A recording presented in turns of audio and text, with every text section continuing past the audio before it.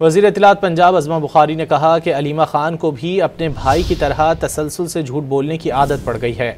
कभी कहती हैं कासिम और सुलेमान पाकिस्तान आ रहे हैं, कभी कहती हैं नहीं आ रहे, कभी कहती हैं उनको वालदा ने इजाज़त नहीं दी, कभी कहती हैं उनको वीज़ा नहीं मिल रहा।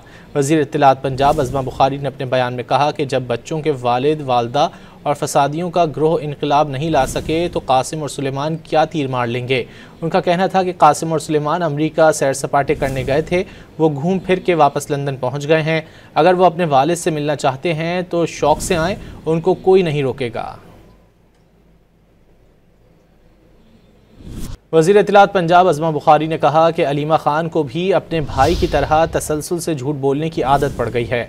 कभी कहती हैं कासिम और सुलेमान पाकिस्तान आ रहे हैं, कभी कहती हैं नहीं आ रहे, कभी कहती हैं उनको वालदा ने इजाज़त नहीं दी, कभी कहती हैं उनको वीज़ा नहीं मिल रहा।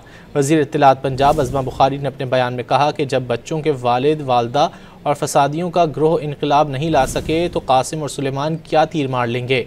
उनका कहना था कि कासिम और सुलेमान अमरीका सैर सपाटे करने गए थे, वो घूम फिर के वापस लंदन पहुंच गए हैं। अगर वो अपने वालिद से मिलना चाहते हैं तो शौक़ से आएँ, उनको कोई नहीं रोकेगा।